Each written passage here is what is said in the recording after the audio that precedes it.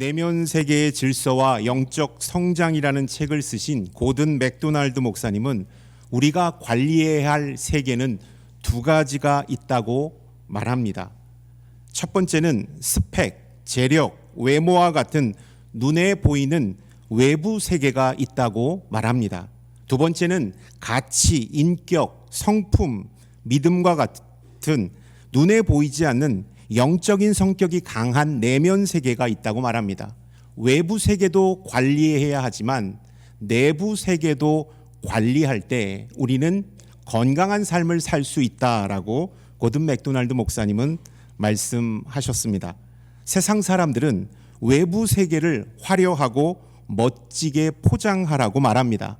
그러면 사람들로부터 인정받고 인기를 얻을 것이라 유혹합니다. 실제로 많은 사람들이 외부 세계를 통하여 행복을 누리려고 합니다. 물질, 권력, 인기만 있으면 내면은 충만해질 거라고 착각합니다. 행복은 자동적으로 따라올 것이다라고 여기게 되죠. 그러나 그렇지가 않습니다. 하나님의 형상을 입고 창조된 인간은 외부로부터 오는 행복과 안정을 찾는 존재가 아니라 내면 세계의 질서를 통하여 우리의 존재와 의미를 통하여서 행복과 안정을 찾는 존재이기 때문입니다. 이 시대를 살아가는 현대인들에게 가장 필요한 것은 차도, 집도, 최첨단 과학 기기도 아닌 행복, 평안, 마음의 안정이라는 사실을 우리는 알아야 합니다. 이에 대해 주님께서는 우리에게 이렇게 말씀해 주셨습니다. 예수 그리스도로 우리의 내면을 충만하게 채울 때 풍성한 삶을 살게 된다라고 말씀해 주셨습니다. 요한복음 7장 37절부터 38절은 우리에게 이렇게 말씀하고 있습니다. 함께 주신 말씀 읽겠습니다. 명절 끝날 곧 큰 날에 예수께서 서서 외쳐 이르시되 누구든지 목마르거든 내게로 와서 마시라. 나를 믿는 자는 성경의 이름과 같이 그 배에서 생수의 강이 흘러나오리라 하시니, 예수 그리스도로 우리의 내면을 충만하게 채울 때 우리는 목마르지 않는 생명의 사람이 될 수 있다라고 주님은 말씀해 주셨습니다. 오늘 말씀에 등장하는 수가성 여인은 외부 세계로부터 안정과 행복을 찾으려고 노력한 여인입니다. 이 여인은 자신의 결핍을 남자로부터 채우려고 했습니다. 그 당시 유대 교사들은 이렇게 경고했습니다. 최대 3번 이상 결혼하지 말라라고 가르쳤다고 말합니다. 경고했다고 말합니다. 그럼에도 불구하고 수가성 여인은 과거에 5번이나 결혼했고 지금은 6번째 남자와 동거는 하고 있지만 그 남자로부터도 충만한 사랑을 받지 못하고 있는 것을 성경은 말씀하고 있습니다. 남편이라는 외부 세계는 그녀에게 참된 행복과 안정감을 주지 못했습니다. 결국 수가성 여인은 결핍을 경험하고 있습니다. 인생의 목마름을 경험하고 있습니다. 그래서 사람들의 눈을 피해 힘겨운 인생을 살아가고 있었습니다. 그때 주님께서 그녀를 찾아오셨고 그의 내면 가운데 참 평안을 허락해 주셨다라는 사실입니다. 수가성의 여인의 모습은 선택받은 이스라엘의 모습을 대변해 주고 있습니다. 하나님의 특별한 섭리와 선택을 받았지만 하나님 대신 다른 우상을 섬기고 다른 나라를 섬기며 살아가는 이스라엘의 모습을 대변하여 말씀해 주고 있는 것이죠. 사랑하는 남산교회 성도 여러분, 이 시간 하나님의 말씀 앞에 우리의 삶을 돌아보기를 원합니다. 우리의 삶은 어떻습니까? 예수 그리스도를 구주로 영접하고 주님의 자녀된 자이었지만 외부 세계로부터 우리의 결핍을 채우려고 노력하며 살아갈 때가 너무나도 많았습니다. 더 좋은 집을 향하여 나의 마음이 이끌렸습니다. 그 좋은 집에 살면 내 내면이 편할 거라고 여겼습니다. 저 자리에 오르면 나는 행복할 것이라 여겼습니다. 저 멋진 옷을 입고 저 멋진 자동차를 타고 저 멋진 곳에서 살면 우리는 행복해질 거라 꿈을 꾸었습니다. 그것은 착각이라는 사실입니다. 그러면 그럴수록 우리는 더 큰 결핍을 호소하게 되어 있다라는 것입니다. 갈증을 느낀다고 바닷물을 마시면 더 큰 갈증이 우리를 괴롭게 하는 것처럼 외부 세계로부터 오는 결핍을 메꾸려고 더 큰 외부 세계의 자극을 필요로 할 때 우리는 엄청난 공허감을 호소하게 될 것이기 때문입니다. 수가성의 여인은 남자라는 사람을 예배했습니다. 외부 세계를 통해 자신의 결핍과 갈증을 채우려고 노력했습니다. 그러나 그러면 그럴수록 목마름은 더해 갔던 것을 보게 됩니다. 세상을 예배하면 할수록 우리의 영혼은 점점 더 피폐해진다라는 사실을 기억해야 합니다. 심리학자들은 이렇게 말합니다. 외적인 동기로 인하여 일어난 치열한 삶은 우리를 번아웃으로 이끈다고 말합니다.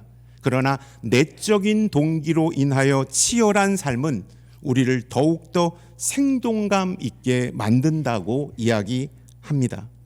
하나님의 형상대로 지음받은 인간은 무엇을 어떻게 누구를 예배하느냐에 따라 인생이 완전히 달라질 수 있다라는 사실입니다. 목마른 인생을 살 수도 있고 충만한 인생을 살 수도 있다라는 사실입니다. 세상을 예배하는 자가 아니라 예수 그리스도를 예배하는 우리 남산교회 모든 성도님들이 될 수 있기를 축원합니다. 아멘. 예수님께서는 수가성 여인에게 사람이 아닌 주님을 예배하는 참 예배자가 되라고 말씀해 주셨습니다. 이와 더불어 참된 예배자가 가져야 할 영적인 태도가 무엇인지에 대하여 말씀해 주셨습니다. 참된 예배자에 대해 말하기 전에 예배라는 단어에 우리가 주목했으면 좋겠습니다. 예배는 히브리어로 아바드, 샤하라는 단어를 사용하고 있습니다. 섬긴다, 부복한다라는 뜻을 가지고 있죠. 헬라어로는 프로스퀴네오, 라트리오라는 단어를 사용합니다. 동일하게 경배한다, 받들어 섬긴다라는 뜻을 가지고 있습니다. 예배에 사용되는 히브리어, 헬라어는 모두 종이 주인을 섬길 때 사용하는 단어라는 사실입니다. 하나님이 우리의 주권자 되심을 고백하는 단어라는 사실입니다. 주님의 교회를 담임 목회하셨고 100주년 교회 담임 목회하시다가 원로 목사님이 되신 이재철 목사님께서는 이런 말씀을 하셨는데요. 제가 자막으로 한번 준비했습니다. 예배는 경배하는 사람은 없어지고 우리의 인생의 주인이신 하나님만을 온전히 드러내는 행위다. 하나님만을 높이는 것이 바로 예배라는 사실입니다. 영어 단어의 worship, 예배는 worth 플러스 ship, 가치와 신분, 하나님께 최고의 가치와 존귀를 올려드리는 것을 의미하고 있다라는 것입니다. 세계적인 기독교 석학이자 TGC 대표인 D.A. 카스는 Worship by the Book이라는 책에서 이렇게 말했습니다. 예배는 모든 도덕, 지각, 존재로 하나님께 반응하는 것이며 모든 공경과 가치를 창조주 하나님께 돌리는 것이다. 예배는 단순히 교회에 와서 찬송 부르고 기도하고 설교 듣고 돌아가는 종교적 열심이 아니라는 사실입니다. 우리의 전 인격적인 영역에 있어서 주님을 높여드리고 주님께 최고의 영광을 올려드리는 것이 예배라는 것을 말씀하고 있는 것입니다. 예배는 하나님 앞에 나의 감정, 의지, 행동, 생각을 다 무릎 꿇는 것입니다. 예배는 하나님을 친밀하게 만나서 하나님으로 인하여 충만해지는 것이 예배라는 사실입니다. 2024년도 우리 남산교회 성도님들이 예배드릴 때 하나님과 친밀하게 만나 하나님으로 충만한 예배를 드리는 우리 모두가 될 수 있기를 축원합니다. 아멘. 주님께서는 예배하는 자에게 이렇게 예배하라고 예배의 자세와 태도에 대하여 가르쳐 주셨습니다. 첫 번째 24절의 말씀을 통하여서 영으로 예배하라고 말씀해 주셨습니다. 예수님 당시에 이스라엘은 헬레니즘의 사상에 물들어 있었습니다. 헬레니즘은 이원론에 입각한 이 땅은 부정하고 하늘은 선하다라는 철저히 이원론의 세계에 빠져 있는 사상입니다. 그래서 신비적이고 이해되지 않는 하늘을 동경하며 현실을 부정하며 헬레니즘 사상에 물든 사람들은 그렇게 살았습니다. 그래서 도저히 예수 그리스도를 영접하지 않았던 것이죠. 그때 주님은 성육신하셔서 성령을 통하여 당신 안에 하나님 되심을 친히 우리들에게 보여주셨다라는 사실입니다. 그렇다면 영으로 예배한다라는 것은 무엇일까요? 킹 제임스 영어 성경에 Worship God in the Spirit이라는 표현이 있습니다. ESV 성경에는 Worship by the Spirit of God이라는 문장으로 번역되어 있습니다. 이것은 참 예배자는 성령의 조명하심으로 예배하는 자라는 사실을 말씀하고 있습니다. 성령님께서 이끄시는 대로 예배드리는 자가 영으로 예배드리는 자다라는 것입니다.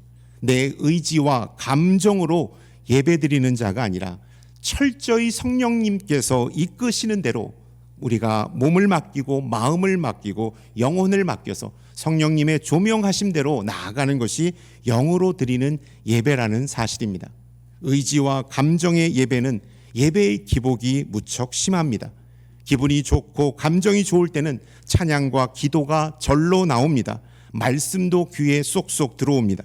그러나 내 기분이 저기압일 때는, 내 감정이 상했을 때는 예배당에 와서 앉아있는 것조차도 버겁게 느껴질 때가 많다라는 사실입니다. 그래서 몸은 예배드리고 있지만 마음과 생각은 세상 속에 방황하는 우리를 발견할 때가 있다라는 사실입니다.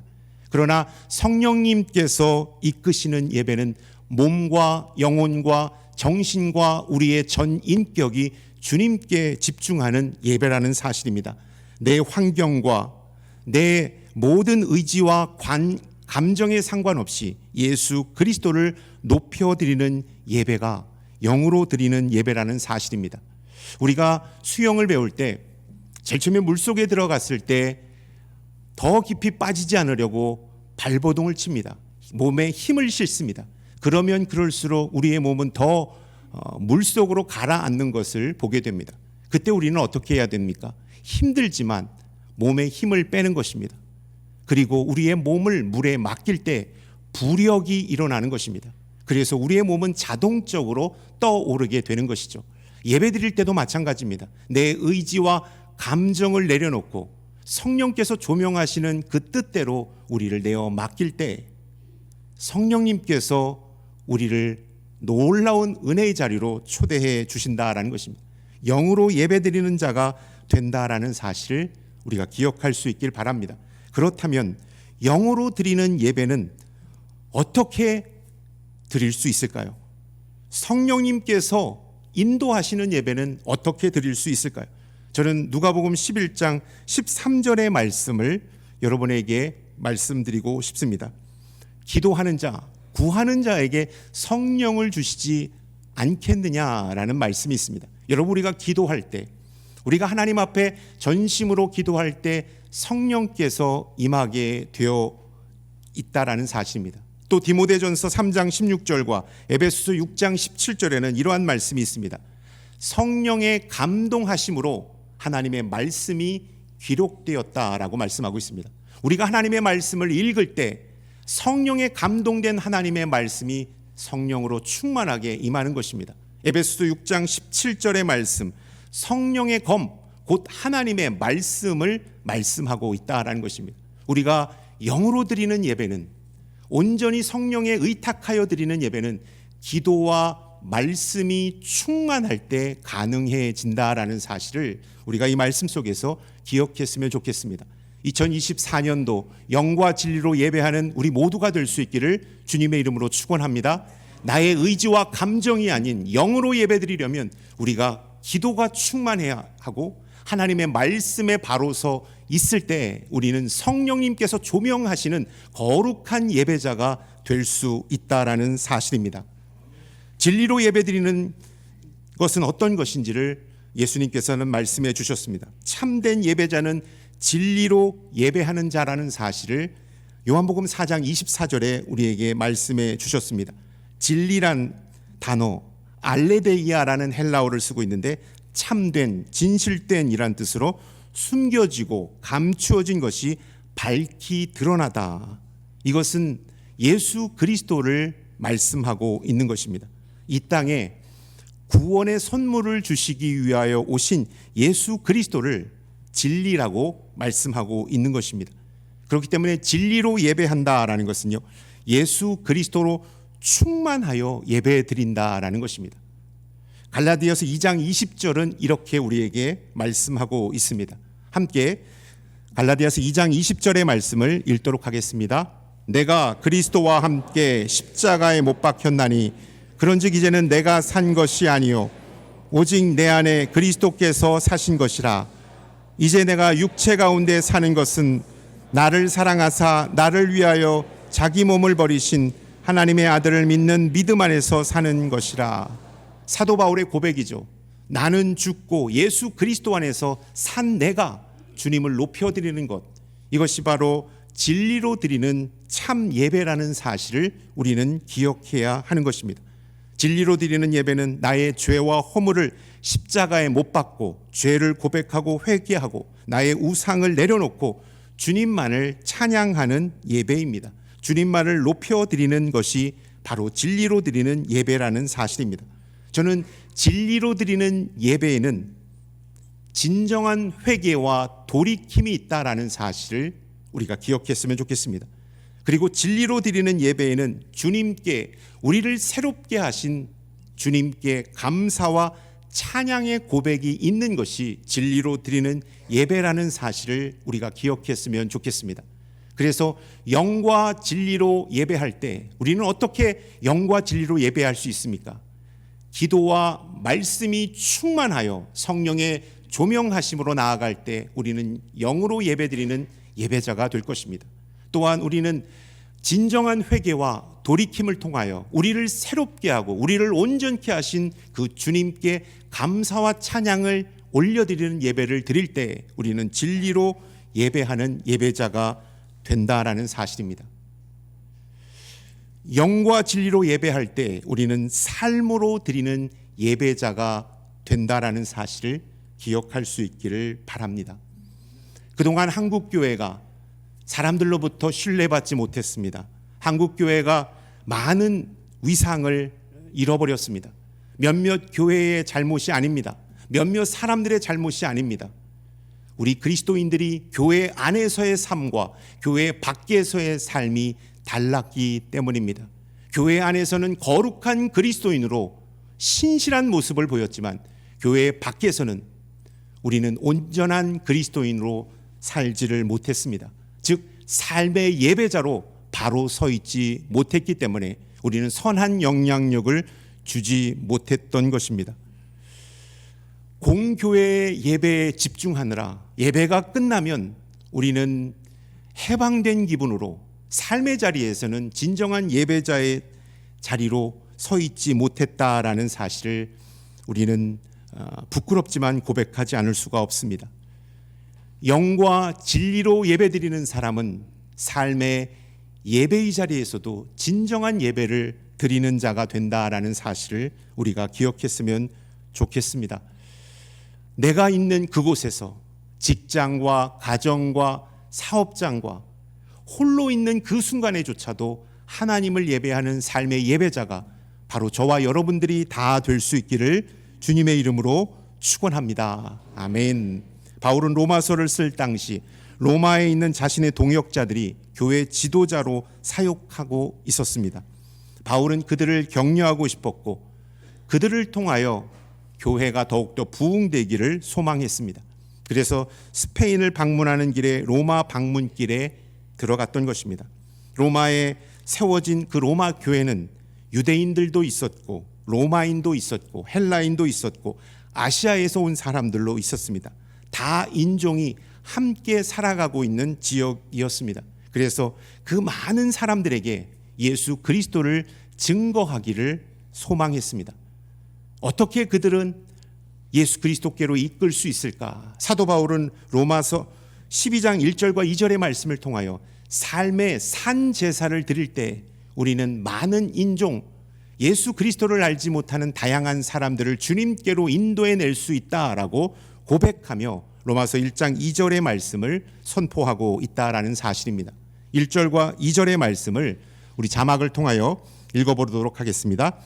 그러므로 형제들아, 내가 하나님의 모든 자비하심으로 너희를 권하노니 너의 몸을 하나님이 기뻐하시는 거룩한 산 제물로 드리라. 이는 너희가 드릴 영적 예배니라. 너희는 이 세대를 본받지 말고 오직 마음을 새롭게 함으로 변화를 받아 하나님의 선하시고 기뻐하시고 온전하신 뜻이 무엇인지 분별하도록 하라. 사도 바울은 삶의 예배를 통하여 많은 사람들에게 예수 그리스도를 증거하고자 했다라는 사실을 우리는 로마서 1장과 2절의 말씀을 통하여 살펴볼 수가 있는 것입니다. 그렇다면 삶의 예배는 어떻게 드려야 할까요? 직장과 사업장에서 신우의 예배를 열고 개인적으로 성경책을 책상에 펼쳐서 찬송도 부르고 사람들에게 내가 그리스도인임을 증거하며 나타내는 것이 삶의 예배일까요? 그렇지 않습니다. 삶의 예배는 언어로, 행동으로, 인격으로, 표정으로, 취미로, 마음으로, 감정으로 하나님을 높여드리는 예배입니다. 나의 삶 전체가 예배가 될 때 우리는 삶의 예배자로 하나님 앞에 나아갈 수 있다라는 사실입니다. 많은 성도님들은 예배는 예배당 안에서 예배 드리는 것으로 생각하십니다. 예배는 예배당 안에서만 예배로 끝나는 것이 아니라 세상 속에서 우리들의 삶 속에서 계속 이어져야 한다라는 사실을 기억해야 합니다.